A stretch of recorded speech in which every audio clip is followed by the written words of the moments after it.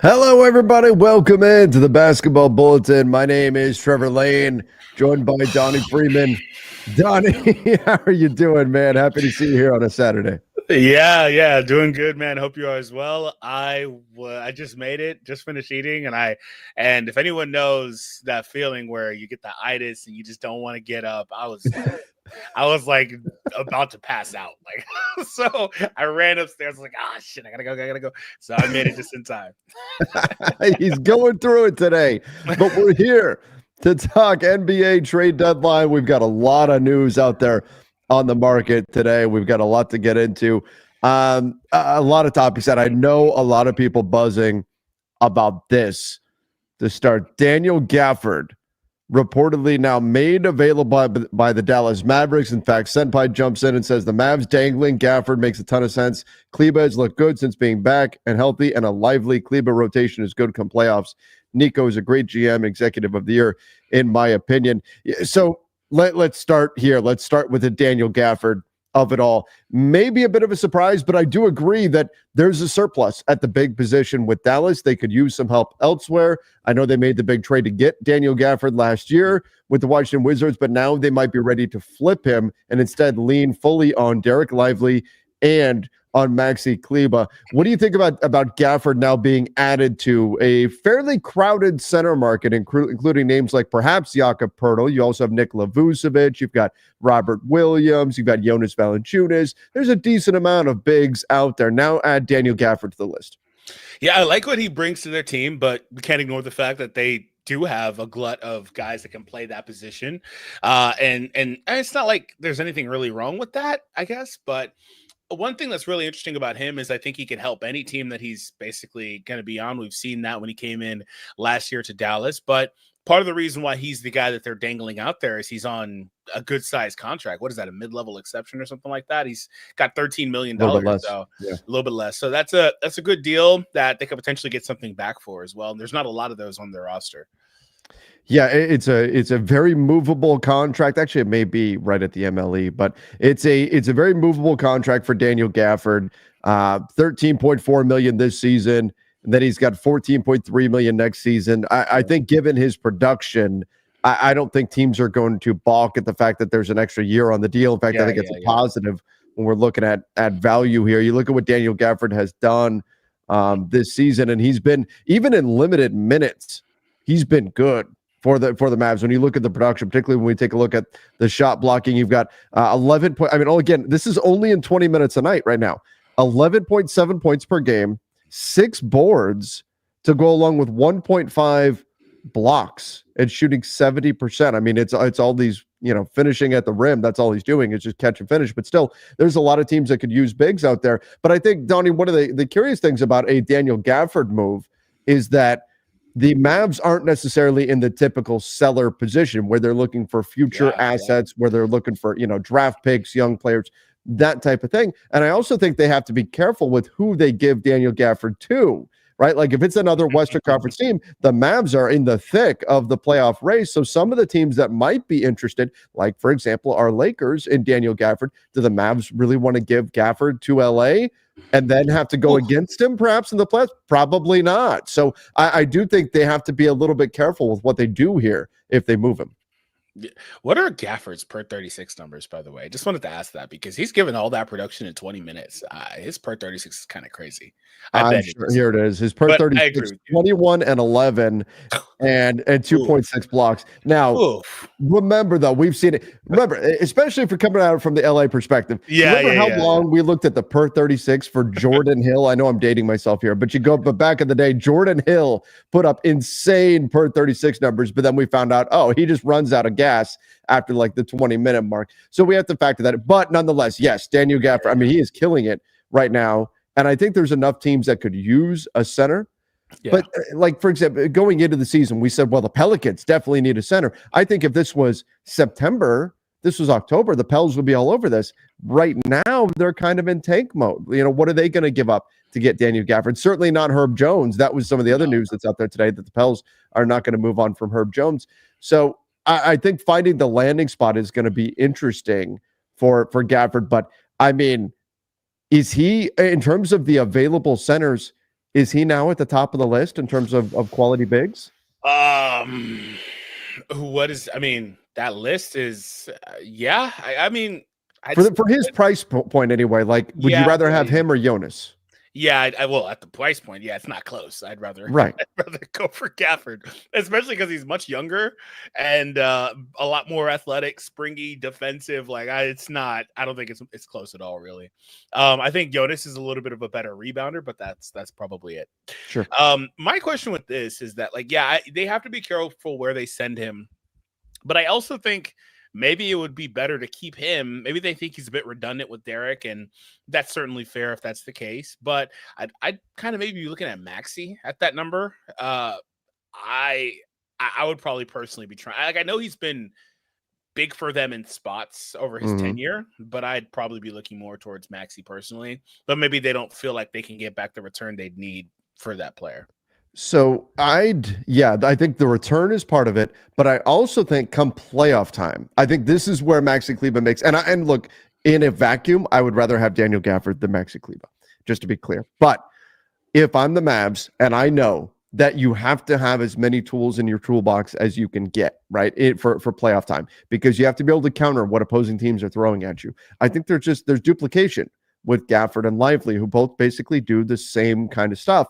Whereas Kleba at least gives you a floor spacing big to turn to. If you move Kleba, then you have two bigs who do the same thing, and that can cause some problems. And we saw it in the finals a bit last year. So that's the and again, I would rather have Gafford than Maxi Kleba, no question. But that, I think that's maybe the one piece that you could look at for the Mavs and say, well, this would be part of why they would keep Kleba, to at least have a guy who could shoot from the outside.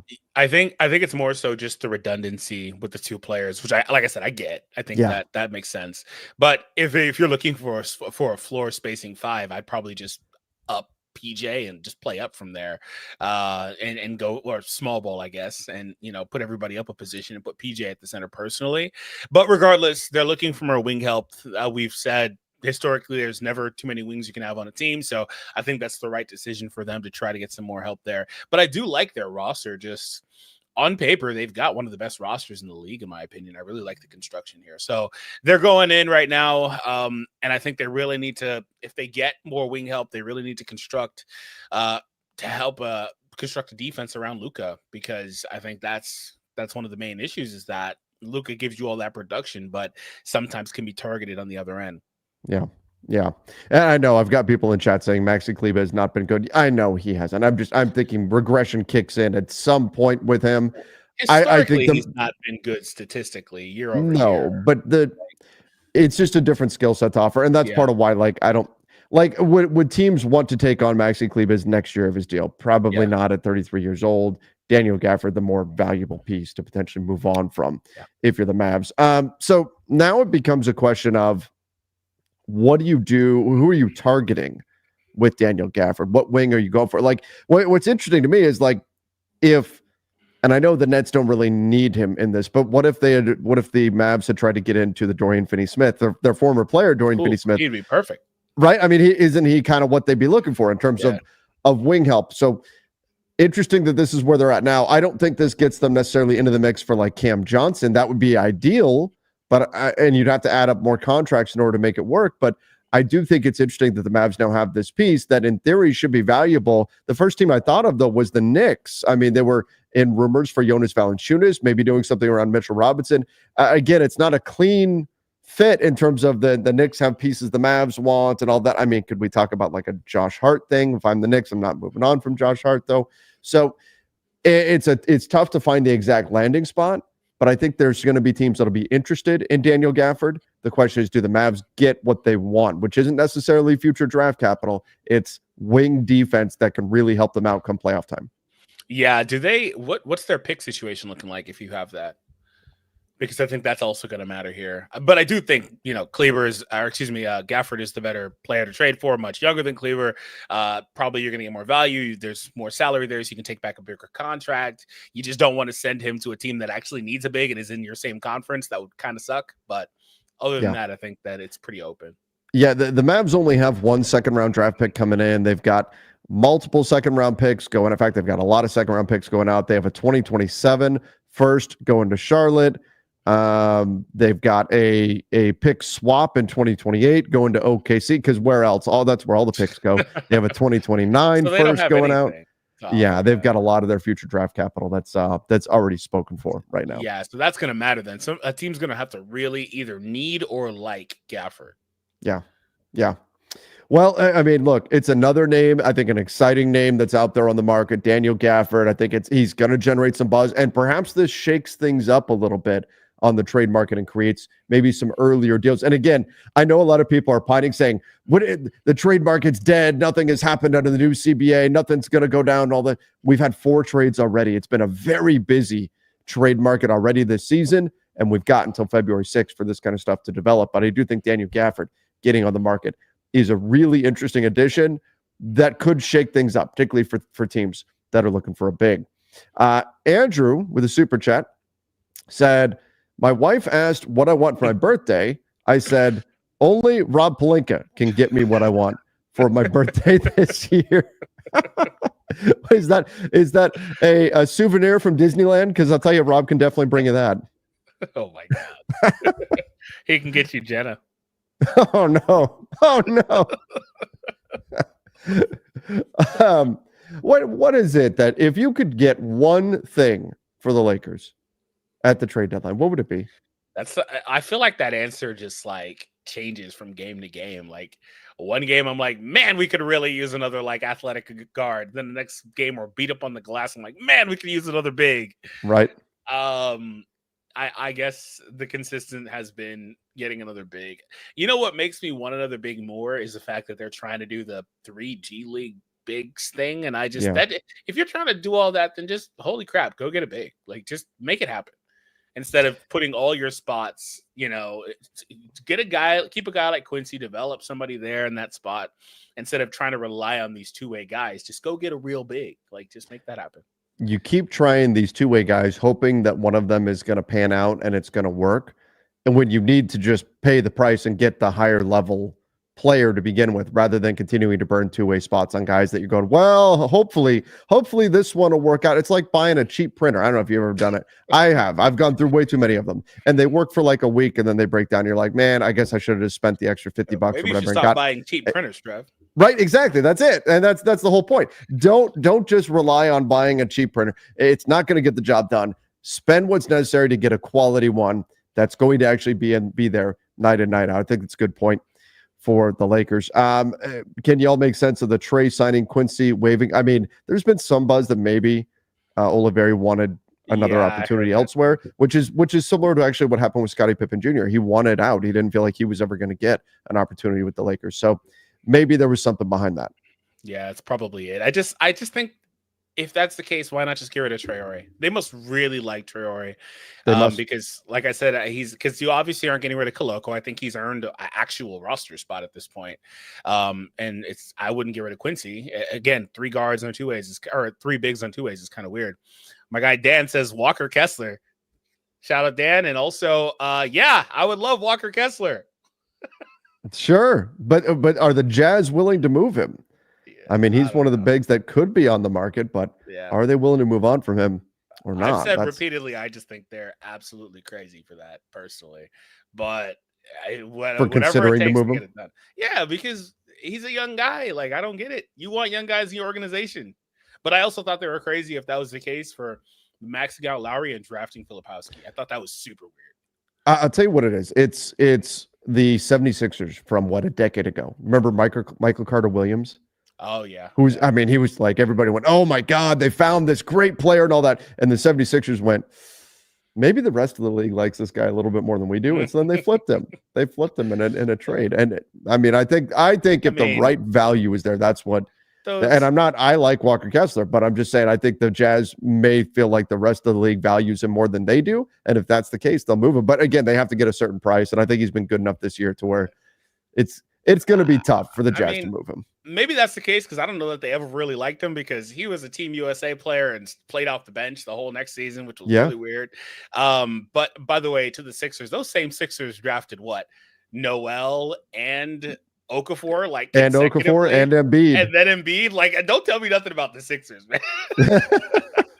Well, that's actually perfect because our next topic to get into here is the Oh, 76ers. okay. Good one. Are they tanking or should they tank? So this is over from Mark Stein's Substack. Jake Fisher wrote this about the 76ers, saying that Philadelphia is now without Joel Embiid for the next 7 to 10 days. And they've got a grueling slate filled with playoff teams. Keith Smith and I, the front office show, looked at their schedule the other day. It is truly brutal. I don't think they're going to be the favorite. Doesn't mean they won't win some games, but I'm just saying, betting wise, they won't be the favorite in any of their games in the coming weeks. Are they needing to sell off veterans now and chase a top 6 protected first? I mean, is that how far the 76ers have fallen? Because if they wait too long to make the decision's going to be made for them. Could you imagine needing to tank in a year where you gave Paul George a max deal and we're going all in? Like, right? That's a catastrophe. But at the same time, I mean, at what point do they just say, "Hey, we just don't got it this year. Next year will be our year. Like we've been hurt this year. We can't get right. We just don't have it."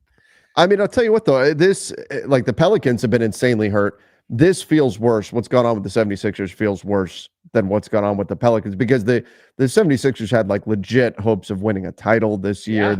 And Paul George is 34. Joel Embiid is 30. He may be 50. We don't know. That's certainly the way his knees seem. And you look where they're at right now in the standings. I mean, they're they have the 9th worst record in the NBA. I mean, they would have to do some serious tanking to have any way of guaranteeing.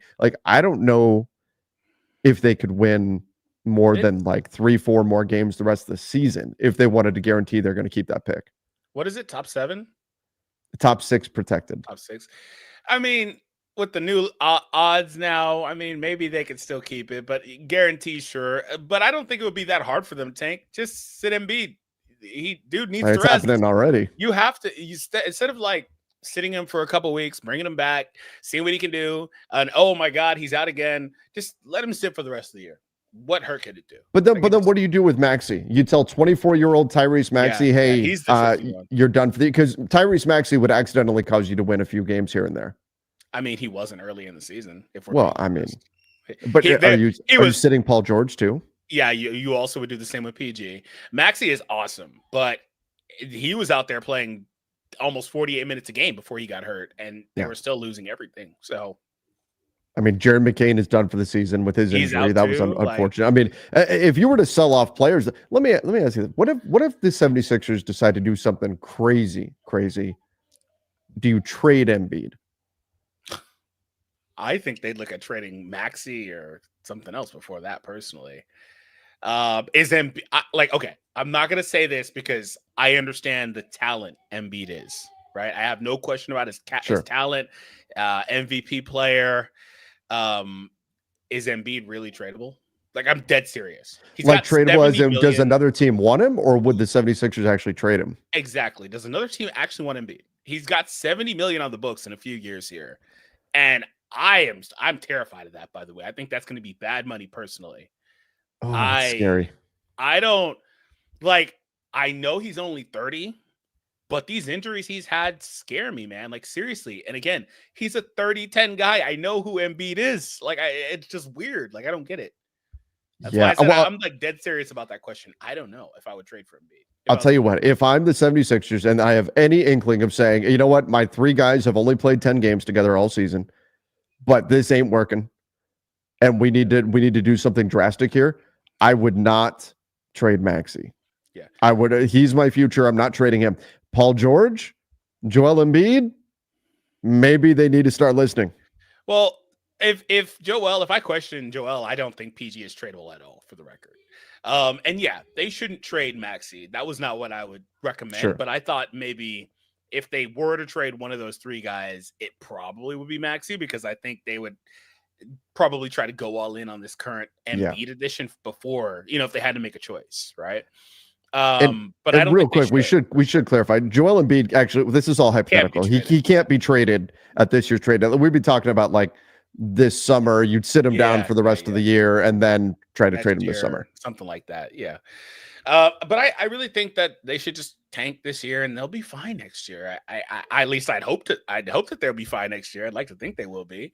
It could just be like Memphis last year, where it's like, okay, we just don't have it this year, which is unfortunate because PG is getting older. You just gave him that contract, and it's basically dead money. And it looks like he's stealing money from the franchise with that. It is what it is. The NBA, this comment says the NBA might bring the amnesty back for Philly. Oh my God. If that happened, if the amnesty thing became a thing again, would they use it on Embiid? I don't think so. I would be so tough for them to do that, to admit that, like, especially when their big three have played 10 again. I think the best case scenario right now for Philly is they get some lottery luck, they move up, and they wind up with Cooper Flagg or someone like that. Yeah, that's crazy. I don't know. Yeah. That'd be interesting though. Yeah. Tina says, Trevor, you said teams don't want to take on long-term money /years. Well, Paul George has a lot of money in years left. Yeah, it would have to be a team that would be convinced Paul George was like the final piece that was going to put them over the top and wanted to pay a 38-year-old Paul George, $56 million on that player option in 2027, 2028. His skill set will age well, but he's not going to be worth that at all. Like, it's not. I don't think he's worth the 49 personally right now. So I don't. He got that at the perfect time. So Eric had a couple trades. I don't know if you saw these, but okay, let's take a look. To super chats as well. Rob Williams and Denny Avdia. I can tell you the Blazers love Denny Avdia. For Rui, Gabe, a first and a second. Ooh, that's interesting. And I'm purely looking at it from the Blazers side right now. I think that's the kind of return, like the first is what I don't know if the Blazers do it. I mean, they gave up a lot to get Denny Avdia. Yeah. So I don't think the Blazers do it. I also think if it's anywhere close, the Blazers will say no because it's the Lakers. That does matter, right, to them. But and yeah, that's it. Sky Falcon. The Blazers just gave up a couple first to get Denny. And if I'm the Lakers, am I turning Rui Hachimura into Denny Avdia? Does that make me significantly better? I do think Denny's the better player, but does that give me the leap that I need in order to part with the first round pick? So this could be the kind of move that neither side does. Yeah, I don't think that this is a good trade personally for either side. Here was the other one, by the way. Thank you, Eric. Appreciate it.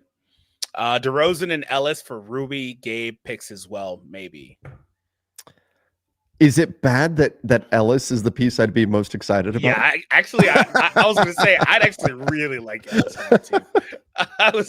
I like kind of just in the trade. We're like, Keon Ellis. I just absolutely look past DeRozan there. I would love Ellis on this team, but yeah, I don't think this is a trade they do either.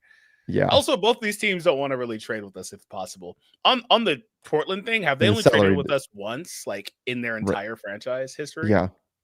So like a long time ago. Like never gonna happen. So yeah, agreed. Don't think that's gonna happen.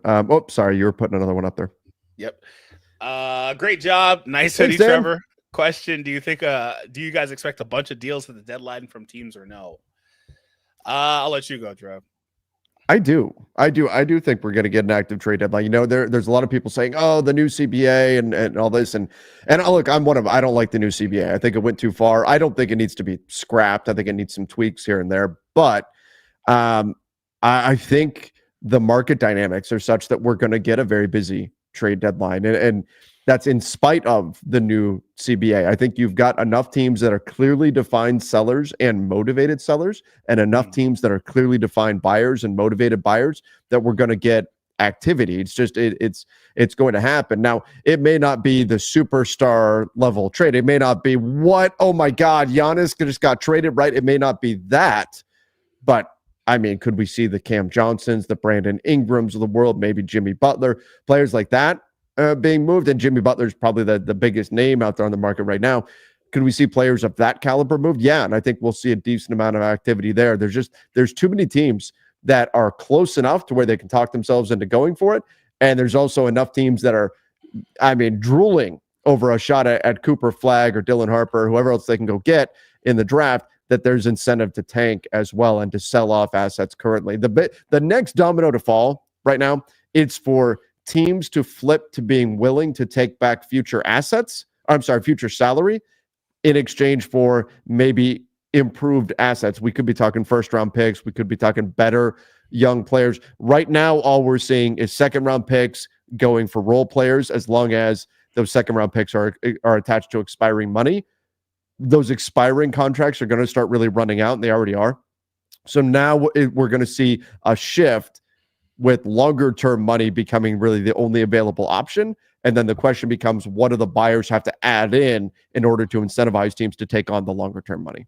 Yeah, I was gonna say, I think that more or less it comes down to the contracts that are available for some of these teams. But one thing that I also think is pretty interesting is that a lot of these guys that are kind of up there, especially your BIs, Jimmy Butlers, we've talked about this before.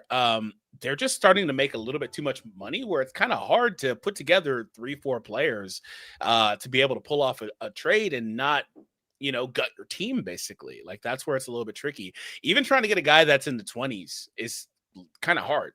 You have to give up probably a rotation player or two to get that done, which I think a lot of these teams that are also buyers on the market have to determine, will this make us good enough, right? If we're making this trade, does this push us to the level that we want to, or this in combination with another deal? Or maybe does it fit better? Will this player play better elsewhere and then the one we're getting back, fit what we're doing here currently? Like, things like that matter.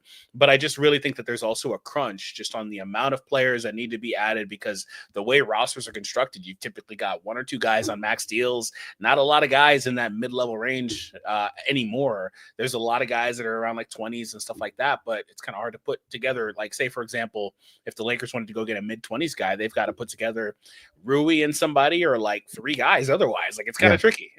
So it really is easier to make those kind of trades where you have to stack up multiple contracts in the offseason when there's more roster flexibility. So it can definitely be difficult to do this time of year, but not impossible. And teams are going to get creative. I mean, we saw great creativity to start the season with the Knicks, with the Karl Anthony Towns trade. I mean, signing players just to put them in a trade, and not that that's a brand new thing, but something that teams can certainly do. Let's jump here. This could have a major impact on the market, by the way, this next topic here. And as we're getting into it, guys, if you're coming in and you're not subscribed to the channel yet, please make sure you hit that subscribe button. And also, right now, everybody, if you wouldn't mind, all of you, hit the like button. We've got almost 1,000 of you in here, so hit the like button for us. Let's get a like spike and get this out to as many people as possible. The Pistons, according to Jake Fisher, really looking at potentially pivoting and becoming a buyer on the trade market. And this is a big deal, not just for the Pistons. They played better than I think anybody would have expected. Cade Cunningham is one of my new favorites in the NBA to watch. He's been absolutely fantastic. The man is not getting enough credit. But the reason why this matters is because you look at any fan base out there that is trying to incorporate a third team into a trade to dump salary on. The Pistons are the team that keeps coming up because they've got $14 million in available cap space, but that may be changing. The Pistons are considering becoming buyers at the trade deadline, and that could change their willingness to absorb bad salary using that $14 million. They instead might use that to try to add pieces right now, which could scuttle the trade plans of a number of teams out there. I actually kind of like that. I want to be honest. I do too. I like it. I like the Pistons trying to, like, we know they're not going to win anything, but I like them trying to make a push. I think the East is close enough to where, they're just a couple games back from a top 4 seed, which I don't know that they'll get that, but Cade's been awesome. It's a good opportunity for them to make a push and try to get these guys some experience, especially rebounding from the disaster that was last year. I kind of like it. And I think they could go either way, though. They have several vets that have played good for them. Beasley is putting up like 16 points for them. Hardaway's been really good. Tobias, they could go either way. They could sell some of those guys off, or they can maybe double down and just hope and try to get consistent play from these guys and get their young guys some experience going forward, which I think is invaluable. So I kind of like it. I mean, look at Donnie, the Pistons right now are a game back of being a playoff team, not a play-in team, a playoff team. They're the 8th seed right now in the East, and they're only 1 game back of the Orlando Magic. No, I think the Magic are a better team than the Pistons. I don't expect the Pistons to catch them. But the point is that Detroit is much closer than I think people, especially if you're more of a casual fan. You've been watching, the NFL for most of the year, and you're just kind of checking back in the post-Christmas era. You might be surprised to see where the Pistons are at and how good they've been this year. Now, they did lose Jaden Ivey to that broken leg, and that's why I think they could be an interesting buyer. But I'll tell you what, I like them as perhaps the landing spot for Brandon Ingram. I like that, as particularly using like Tim Hardaway Jr.'s expiring contract. Yeah, I think if they're going to be a buyer, that would be an intriguing piece to go after if I'm the Detroit Pistons. Yeah, we talked about that in the video too. I think he would fit perfectly with what they could do, and I also think he fits their timeline. I'd really like him over there for them. Yeah, I think I would like that type of move a lot if you can get the right value on that kind of deal. All right, let's get into this. Speaking of Brandon Ingram, all right, let's get into the latest on Brandon Ingram. And I'll tell you what, it's not pretty necessarily for the New Orleans Pelicans. Here's the deal. This is from Jake Fisher saying that Ingram's name very rarely comes up in conversations with league personnel. It's been that way ever since the former All-Star forward went down with an ankle injury on December 7th. There remains a chance that Ingram returns to New Orleans lineup with roughly a week's worth of games before the deadline, which will give potential suitors more of a look at his current abilities. But the Pelicans are also open to re-signing him. So I think we're still stuck in that spot, Donnie, where teams would be interested in Brandon Ingram, but no one wants to give him that next contract. He was not amenable to a New Orleans offer that landed in the $40 million range. Wow. Donnie, come on, BI. Right. If I'm any team and I'm hearing that he won't take $40 million, he wants 50, I'm out. BI. Like, you have to be. That's crazy. That's still a raise on what he's getting here. 40 million range. I don't know that he's worth 50. Like, that's I don't blame him for trying to get it. Not at all. Like, if you're a player, obviously you try to get every cent available to you. I just think it's unrealistic to think that he's going to get 50 because I don't think there's a team in the league that's giving it to him. The problem is that under the old CBA, he gets 50. Yeah, exactly. That's the problem. If you're Brandon Ingram, you're going, cool, I'm getting fit. And then, wait, what happened? No, what do you mean? No, I want 50. That's what I'm supposed to get. I want 50. I don't care if there's a new CBA. I want 50. That's what I expect to get. And clearly that's not what he's getting. That's because that became the norm under the old CBA. Yeah. Every single semi all-star or all-star once type player is like, okay, I'm up for a new contract. Sure, here's a max deal. You're getting it. Everyone's getting max deals. And I don't really blame them for thinking that that's how that should be. But the rug gets pulled from under them now. And all teams are like, oh, actually, we can't give you this because these restrictions are in place and we want to be flexible, which again is fair. But if you're BI, unfortunately, you're in a spot where you have to play by the new rules. And the new rules say you're not getting 50 million. And even guys that kind of are grandfathered into the system right now that got one of those deals before they changed the CBA, like a guy like Levine, who's awesome, but just basically can't be traded. It's unfortunate because it's too much money. Like these teams are not going to bite on that. That's just it, right? If you give Brandon Ingram 50, congrats, you've got the new Zach LaVine contract. That's what you're doing. And that's why he's still a Pelican right now. Yeah. Because nobody wants that. But here's what's interesting about all this.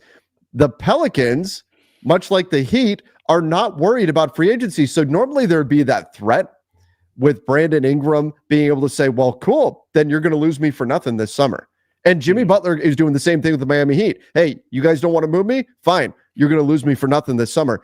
Both the Heat and the Pelicans are playing this game of chicken with their star players in Brandon Ingram and Jimmy Butler and saying, yeah, go ahead. Where are you going to go? There's no place to go. Brooklyn doesn't want these guys. They're in a rebuild. They don't want them. Washington doesn't want them. Nobody else has cap space. Where are they going? And their incumbent teams are recognizing this and playing hardball with them. And so something has to give here, Donnie. Something has to give with these situations. And I don't know. It's possible that all parties involved are stubborn enough to where they're still staring at each other come June. Remember who was it? Was it Jimmy or BI? The odds came out and it was Shanghai Sharks. Can we That was see Jimmy. That was Jimmy. Could you imagine? Do you think BI takes a pay cut to go to a winning franchise? I mean, how much of a pay cut? Like that's if he's willing to take 40, the Pelicans just say, "Well, we're not going to trade you. Just take 40 from us." Yeah, that's true.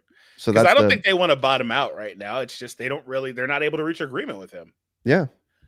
The 51 million opt-in is scarier than Butler walking for nothing. What, paying him 50 million to opt in for next year? That's just 1 year, though. That's just 1 year. It's the years. It's not the. He wants a $50 million extension for the next 3-4 years. Like that's terrifying to me. Not only because it's multi-years, but because he's going to be approaching 40, and I just don't trust him and his health at 37, 38, 30. It's tough. And he's got a team that's actually willing to give it to him. So that's the difference, right? With the Jimmy Butler and the Brandon Ingram situation is Butler knows Phoenix will give him, maybe it'll only be 2 years, but they'll still give him the money that he wants.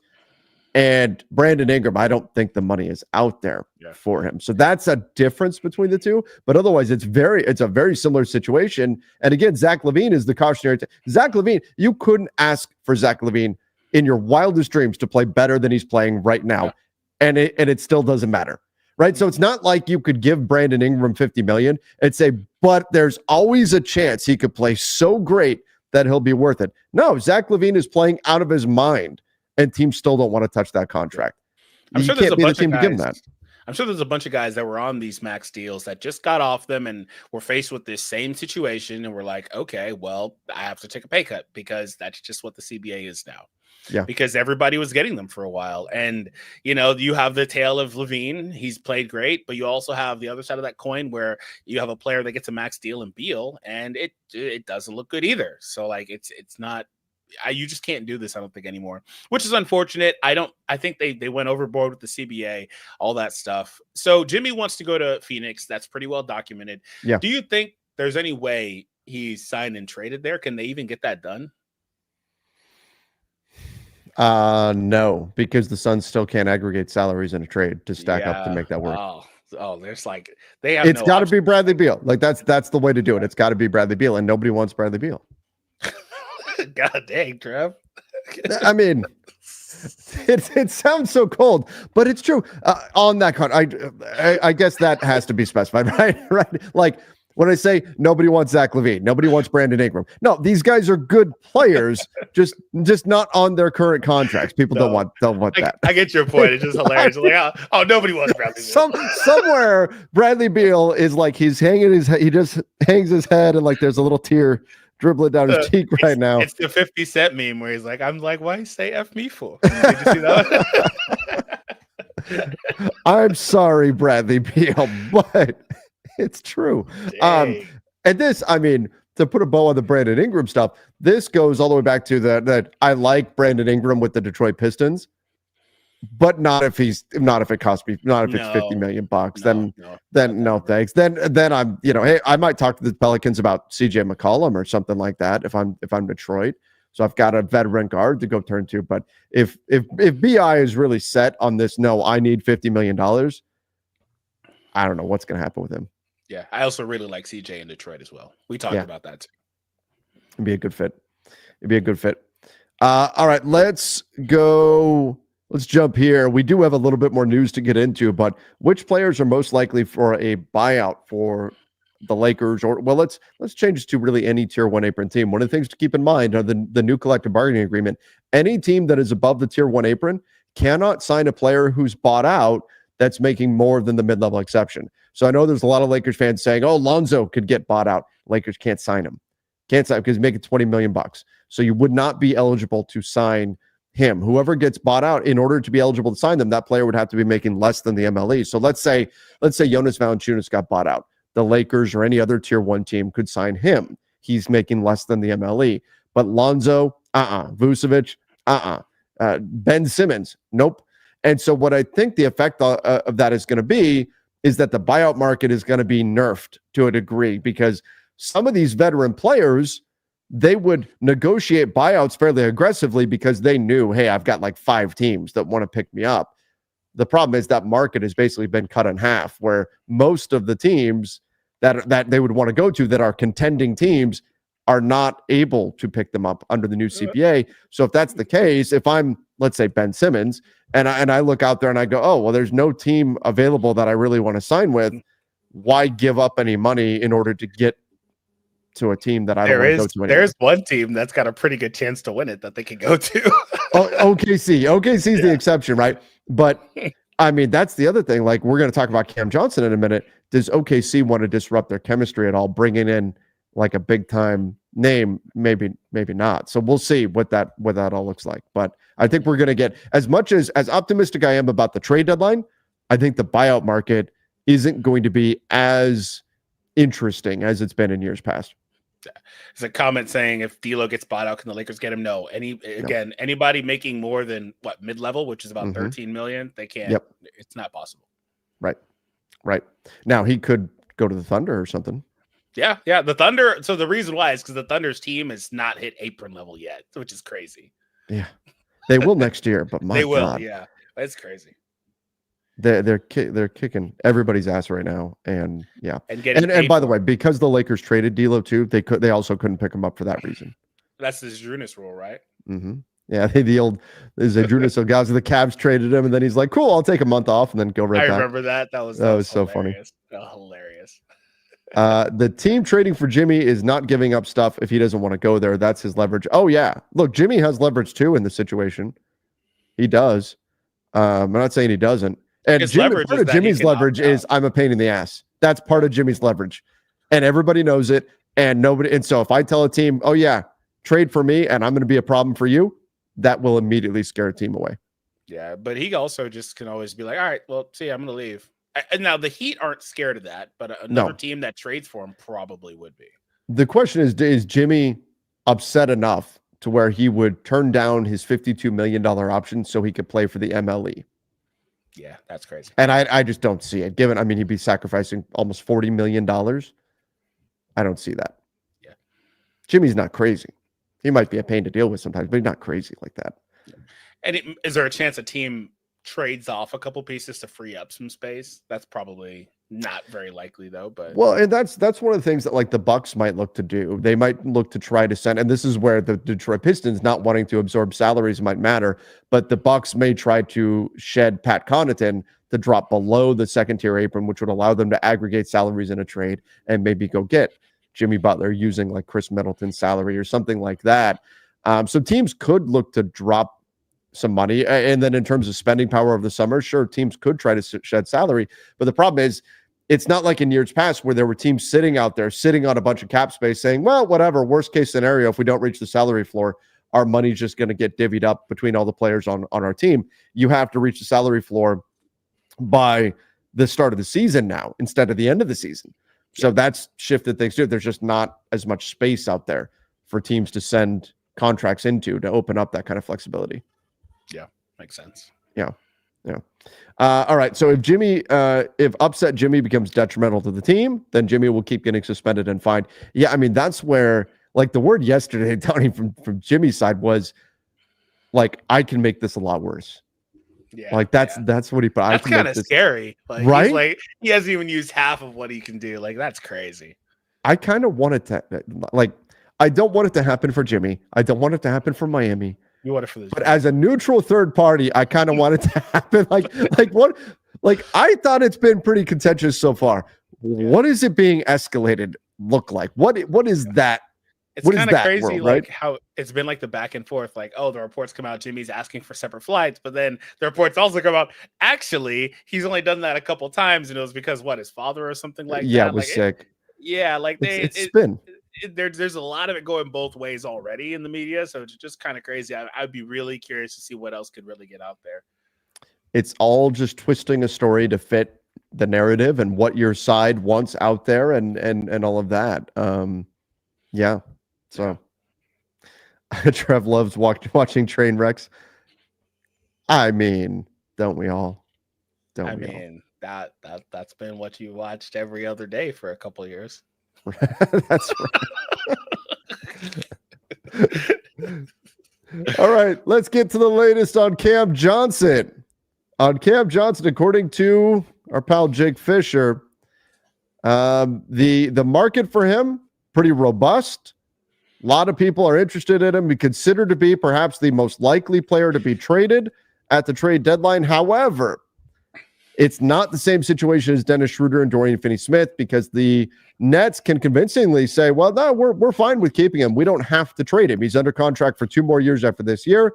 Pretty reasonable salary, shooting the hell out of the ball. Right now, he's out due to an ankle injury, but should be back any day now. The asking price is high, and they can drive a high asking price for Cam Johnson as long as the demand is high and the Nets are continuing to lose games. As long as they're losing games and he's not accidentally making them win games, they don't have that kind of push factor to get him off their roster. So on the Cam Johnson front, I think this is going to go all the way up until that February 6th trade deadline, unless the team really steps up with a serious offer. And the Nets are playing this perfectly. They're going to play teams off of each other. They're going to try to get a bidding war going.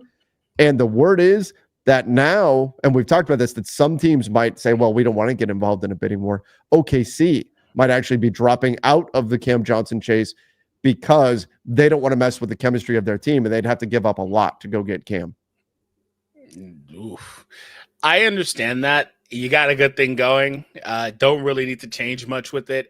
I also think if OKC just absolutely needs to pull off a trade, I think a third big, well, I don't want to say third because they do have It'd be like a fourth big would be nice, but that's about it. They don't really, I mean, their team's proven to work, at least in the regular season so far. And I think they have made some great additions, adding the vets and Hartenstein and Caruso. And I think they're primed to take the next step. They don't have to make that trade. Yeah. I just would like to see them make it because if they wanted to, they could, and they'd be the best team asset wise to deal with if you're the Nets as well, because they just have so many things they could give you other teams couldn't potentially. They could overpay a little bit and not feel the sting of it. But there is something to it. Like if it's not broke, don't fix it. So it makes sense. Yeah, I do think that OKC, while they've got a bunch of future draft capital, one of the things we may look to see them do, if they don't feel like they're getting the right value for their draft capital. I mean, look, if you're a team dealing with OKC and you think a guy's worth, let's call it 2 firsts, you're going to ask for 3. Yeah. Why? Because we know you've got him. Yep. Like Sam Presti has in his office, he's got a closet and it is overflowing. Like he has to shove everything in there, like my closet when I was a kid. And I was shoving all my toys and things in there. And then you just kind of like have to put your shoulder into it to get the door to shut. That's Sam Presti trying to close his closet full of draft picks at this point. He's got so many draft picks. He's overflowing with them. And teams know that. So they're going to ask for a lot of them. I think what we may see the Thunder do is if they're not getting the value that they want, they're going to start taking those picks and turning them into stuff even further down the road. They're going to take some first-round draft capital and turn it into a future first-round pick or something like that. We'll start to see moves of that nature because they can't use all the picks that they've got right now. Could you imagine they're drafting what is it, like 5 guys this year, whatever it is? They'd have to cut guys just to use all their draft picks. That's crazy. Yeah, they're going to have to do that just so those assets don't go to waste unless they're going to wind up using them off, which is the smart thing to do. And I have absolute faith that Presti will put them in the position to do whatever they need to do. Yeah. So, and the Cavs, their interest in Cam Johnson is considered to be preliminary. Another team that, frankly, doesn't have to do anything. And OKC doesn't have to do anything drastic either. You got to be careful you don't try to fix what's not broken. That's the important thing here for them.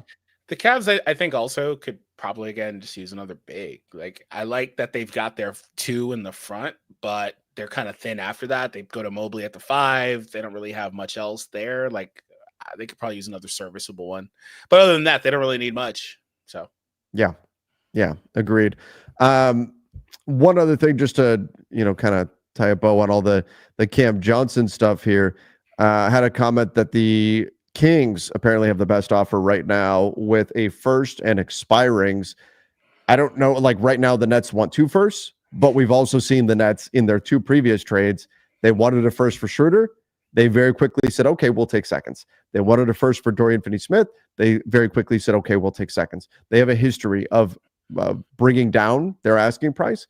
So I do think that teams are also going to have that expectation now that the Nets will do the same thing here, that they may be asking for 2 firsts for Cam Johnson, but would they actually settle for 1 and maybe a second or something like that? So that'll be interesting to watch. But the Kings, I think, are a very motivated buyer. And so if anybody's going to, I don't know if overpay is the right word, but if anybody is going to get close to that asking price for the Nets, Sacramento does seem to be a team that would be primed to do something like that. Yeah. I mean, if they could pull it off and feel good about it, they should.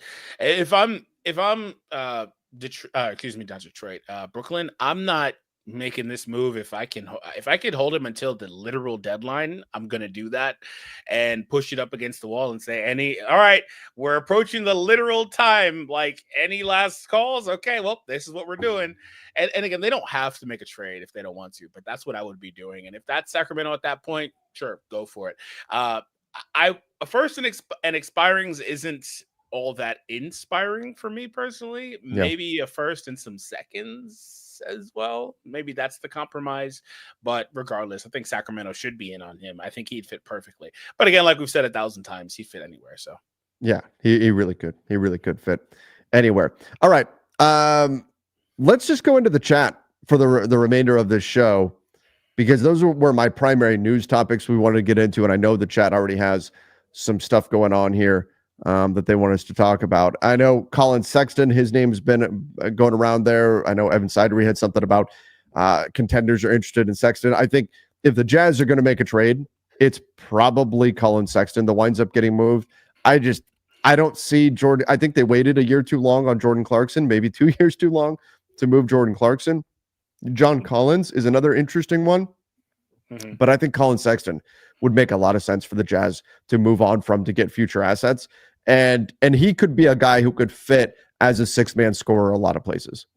On the Jordan Clarkson piece, do you think he would be better elsewhere? Is it like similarly to like, Kuzma, these guys both are shooting abysmal. Do you think they're just chucking because of the location, or do you think they'd be better elsewhere?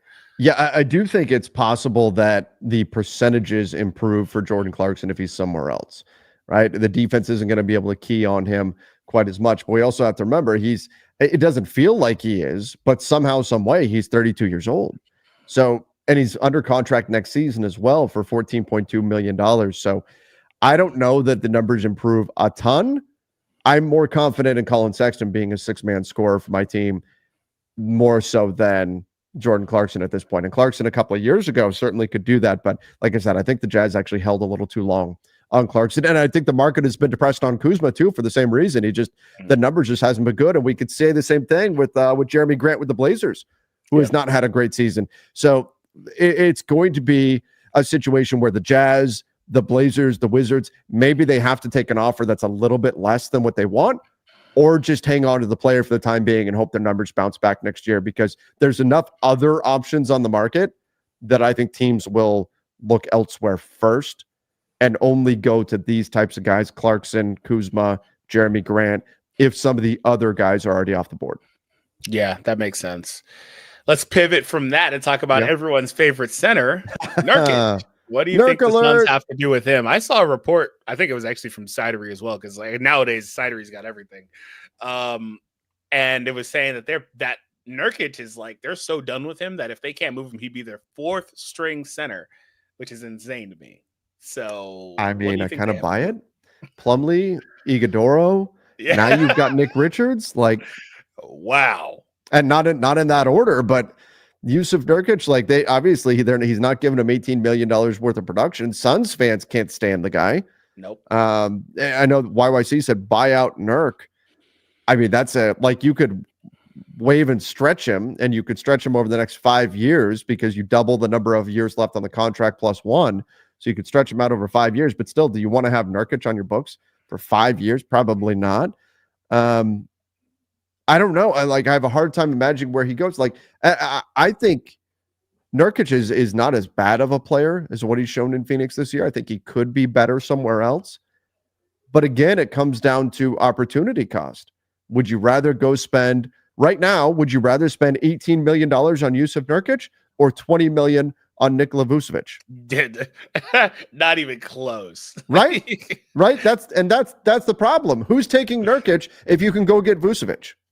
Yeah, no chance at all. And then again, there's another year at 19 next year. I don't know that he's as bad as he's shown, but he's been pretty brutal.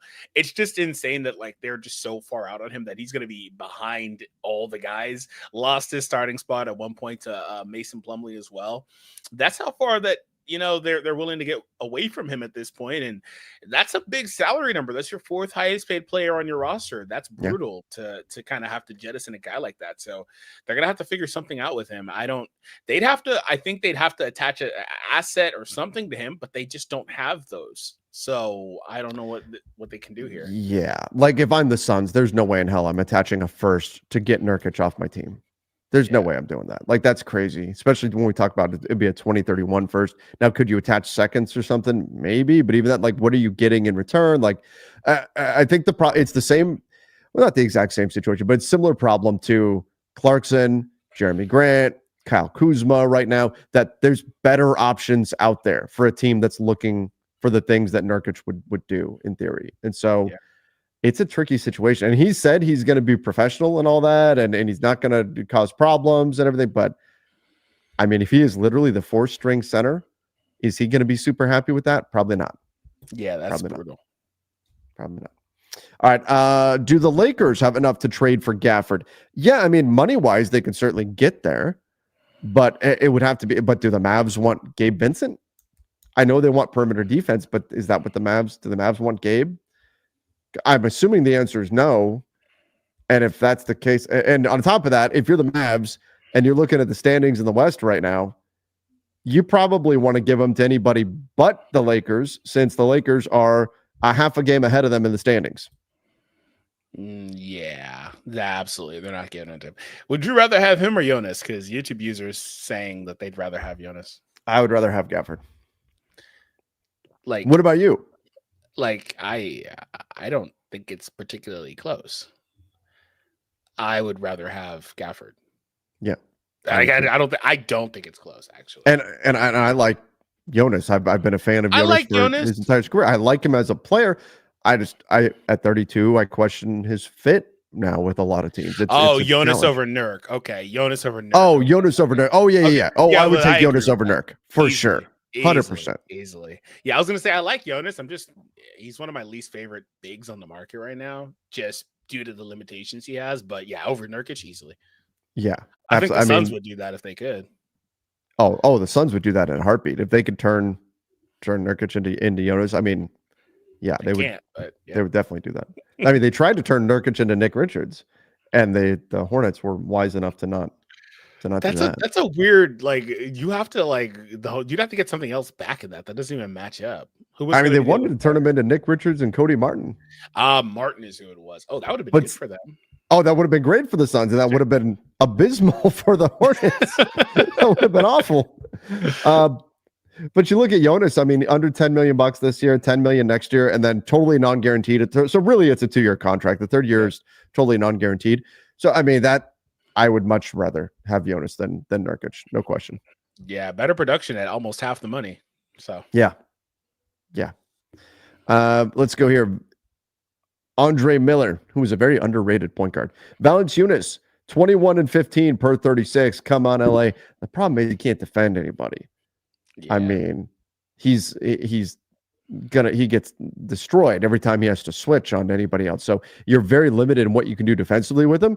But I mean, hey, if you want somebody to get in there and be a bruiser and get double-digit boards and double-digit points each night, he can absolutely give you that. I don't think he's a 36-minute-a-night player anymore. Probably closer to 15 to 20, that range. But he can still be productive. You're a bit limited in your options if you're gonna use him. Yeah, him getting 15 to 20 could probably be good for him anyway, so he's not maxing out. Yeah. All right, Hunter Knight. I know it probably won't happen, but I would love to see Kelly Oubre, Marcus Smart, and or Jonas on the Lakers. Mm-hmm. Also, imagine OKC trading most of their picks and Hartenstein for Giannis. Well, they gave Hartenstein that big old deal too, with the idea that if they needed to, they could flip him for something else. So I think the Lakers could get Jonas. Yeah, they could flip Hartenstein. Let's look at the OKC piece in just a minute. They could get Jonas. Rumor is right now the Wizards want, this is the phrase that's going around the NBA right now, good second rounders. Now teams are really being discerning about what is a good second rounder, what is not. A good second rounder, you're talking about 31 through 35 or 31 through 40, something like that. Teams want early second rounders as opposed to late second rounders. They want second rounders where they could pounce on a player that really should have been a first rounder but somehow slipped. That's what they want. And so that's what Washington right now is holding out for. They want good second rounders. And I don't know if the Lakers have good second rounders. They have their second rounder this year. They have the Clippers second rounder this year. Those aren't going to be good second rounders, according to a lot of teams. But Marcus Smart, again, would the Grizz give him to the Lakers? Maybe not, if they feel like it's making the Lakers better. Kelly Oubre, that's a player the Raptors, I think, would move, and certainly somebody to keep an eye on. But again, you've got to have salary going out, and to a degree, the Lakers will be playing whack-a-mole. Like if it's Gabe Vincent going out, okay, now you need another guard coming back because you're down to Austin Reeves, LeBron James, and Gabe Vincent. Really, I mean, Shake Milton isn't playing a ton. So you said Raptors. It wasn't like he's on the. Oh, Sixers, I thought Kelly. In my head, I went to Kelly Olynyk. Kelly Oubre. Oh, okay. That's why. It's been a long show. Kelly Oubre, the 76ers could move on from him, but they would have to enter that tank mode, I think, to do it. Yeah, I think he's one of the names that's out there. Yeah, I mean, Jonas is the one that makes the most sense. I don't really see either of those happening. But about Hartenstein, though, yeah, that's a fun one because he's got a huge deal. Like it's not hard for them to put Hartenstein with so and so to try to target somebody else.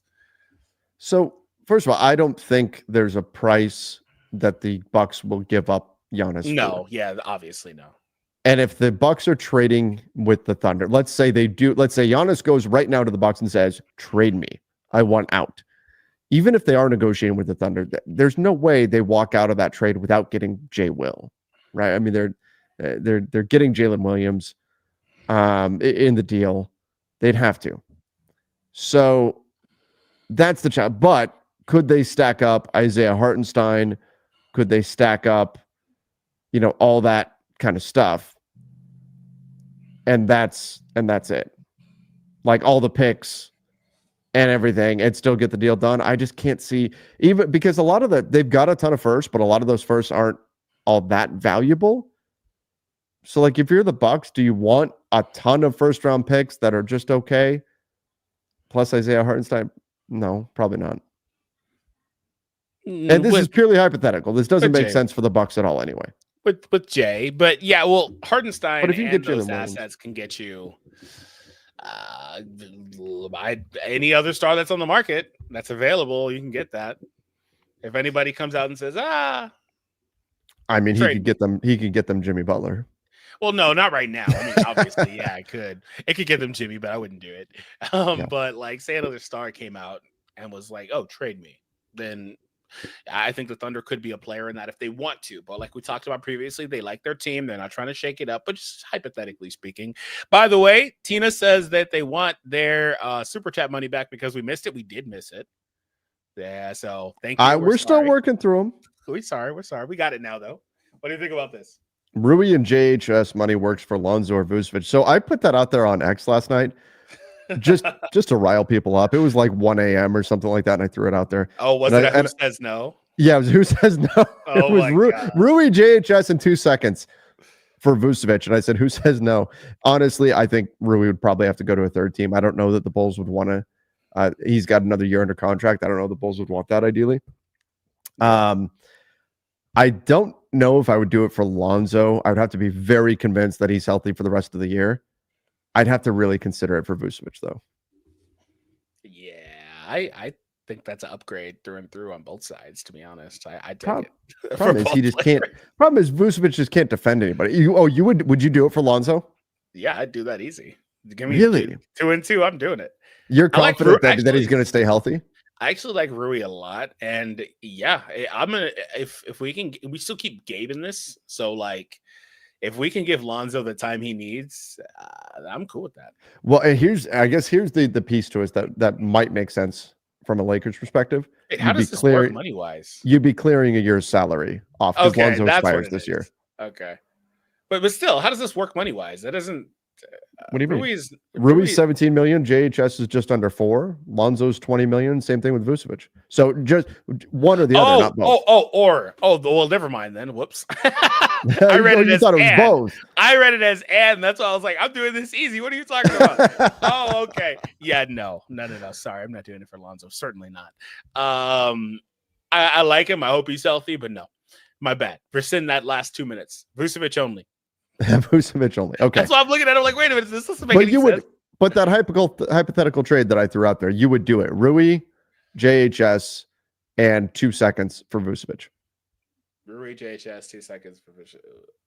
I really like Rui. I had people telling me no because Vucevic can't defend anybody. I also had people telling me the Bulls would say no and would laugh, and I had people saying basically every possible answer. I had responses. I'd do it. I don't really care as much if he can't defend, to be honest.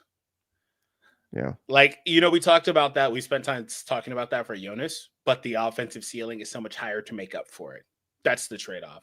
Yeah. You get similar size, similar rebounding production, similar deficiencies. It's not like one's like a crazy worst of it. It's similar. Like, so like for me and they're similar age, everything. So like for me, the offensive upside, regardless of progression, is there in a way that it's not. So I would still do that, especially if you don't have to give up first.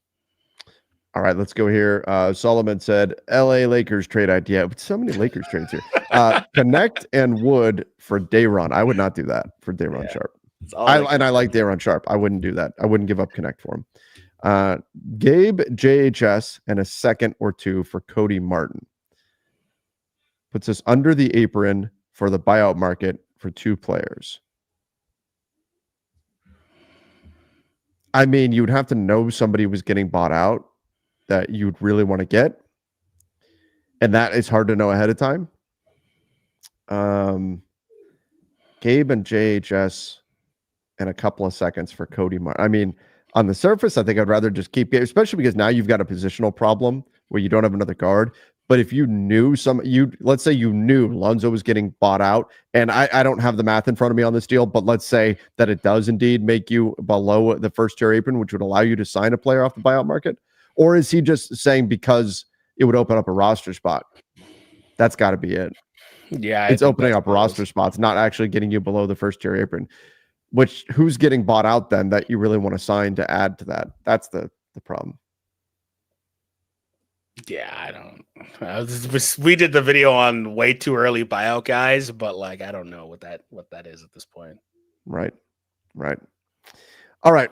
Well, let's do a few more here. Any questions? Any comments? Did I miss any other super chats?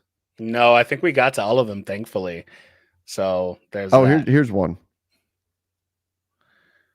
We did miss one. Yeah. Come on, Tread, be better about this. Right, I'm trying. I try. Trading DB doesn't sound too bad. Trading Devin Booker doesn't sound too bad. I don't think Phoenix has any interest in doing that. If I can get Amin Thompson, JSJR, who's that? Yeah. Who's JSJR? I mean, Reed, Brooks, Jalen Smith Jr. Okay.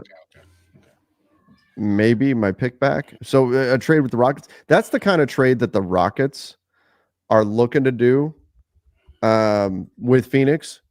But the Phoenix Suns won't look to do that for a few years. So Jabari Smith Jr., Amin Thompson, Reed Brooks. I mean, that's a lot, obviously coming back. But Phoenix won't, like the Rockets, I think will try to give less than this, obviously. But Phoenix won't be looking to do something like this, something this drastic with Booker for a few years. And that's when the Rockets are going to look to pounce and say, hey, we've shorted your future. We've got a bunch of your picks. How do you want your picks back? Because Kevin Durant's gone. Bradley Beal is who knows where. Maybe they traded for Jimmy Butler. He's gone at this point. Now you're looking at a rebuild. We can fast track your rebuild, but you've got to give us Devin Booker. I think that's the game the Rockets are playing. I think it's too soon for this move, though. I kind of like that for the Rockets, of course. I mean, it's kind of weird, actually. It's kind of weird. Like, I don't know that any of those players reach the peak of Booker. But at the same time, I don't know that I'd want to trade all those players for Booker either. It's a good collection of talent. It is. Like, it's really hard to say I'm going to give up all these good players And while they're not great, like superstar or anything like that, I don't know. That's a tricky one. I actually don't know that I like this for either team, which is why it probably wouldn't get done. Like you'd have to be going all in on this current KD build. And does this make them better if you're Phoenix? Like if you did this right now, yeah, I just don't see the Suns doing it right now. I'd imagine maybe they'd get better just because they'd get more depth. They would have a lot more depth for sure. So for sure. It's weird. And it would all be built around Beal and KD at that point. Well, maybe Beal works better because you'd actually be getting rid of the redundancy with Booker. Yeah. But yeah, I don't know. All right, let's go here. BT Kingsley said Lakers can't get a big as a starter because LeBron can't run the three. Consolidation, Gabe and JHS for a starting two, and get a big from free agency. I mean, it's a fair point. If you're pushing Anthony Davis to the four to start, LeBron being the three, it would work in some matchups. It may not work night in, night out all the time. And so you'd have to be careful with how you ran those rotations. I agree with you, but I saw a comment that was related to this from Andre here. It says he's the greatest thing in history. I think he could play the three. Anyone saying otherwise is being foolish. It's a chain off of this. So I just wanted to show that. What do you think about that? Yeah, I mean, the thing is, can he do it? I think he can. Do you want him to do it?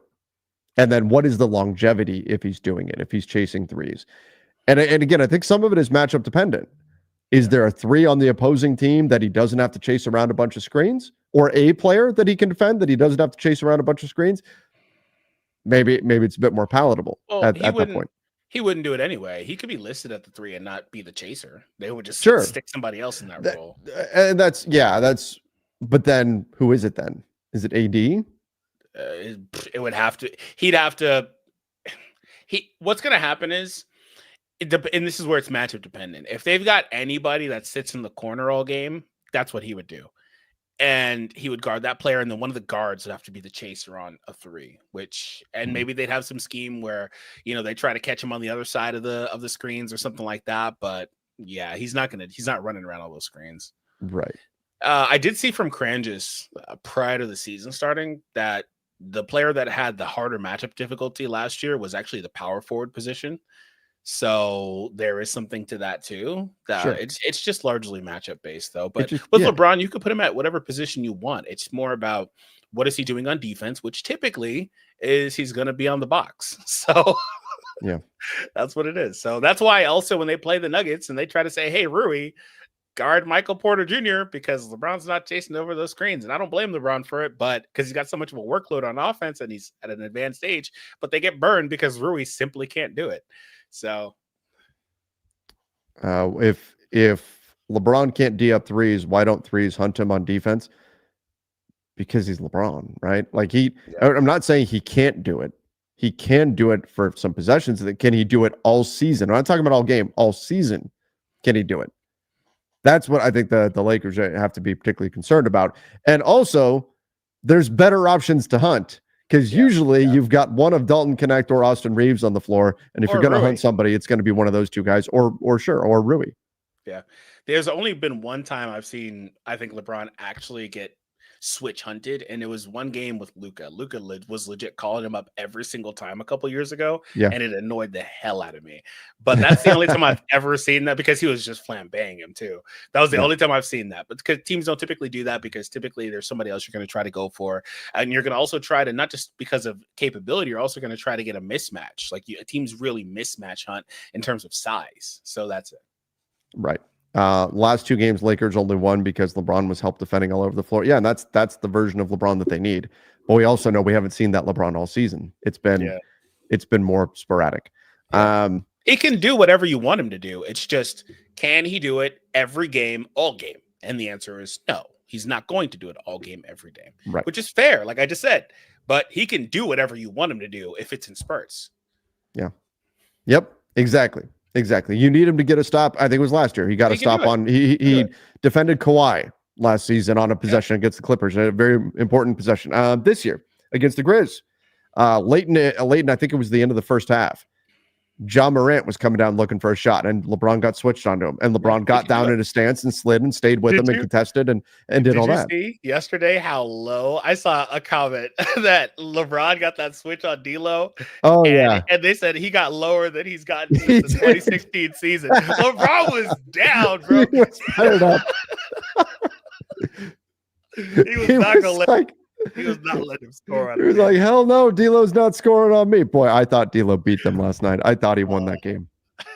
I thought that shot was going in. I was like, oh my God. that I was terrified. I was like, oh my God, this is crazy. But yeah, LeBron, his ass was to the grass. He got so low.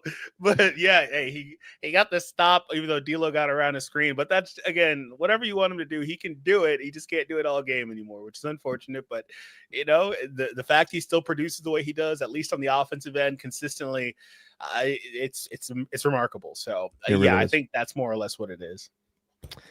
All right, on that, I think we'll wrap it up here. We went into overtime, but we appreciate all of you joining us here on a Saturday. If you haven't done so yet, please make sure you subscribe to the channel, turn on those notifications as well. We covered a lot of topics on today's show, so we appreciate all you coming in, everybody in the chat, and everybody who has subscribed to this channel. Donnie, we say it all the time. We're blown away by the support we've received here on the Basketball Bulletin, and so thrilled that you guys are with us. We're going to have a lot of stuff for you guys coming up to the trade deadline here, which is coming up on February 6th. Yes, absolutely, guys. So make sure you stay locked in with us because we're going to keep it covered. And thank you all for tuning in and spending your time with us today. Remember, subscribe, thumbs up, smash it before you go, and we'll see you all next time. Take it easy, everybody.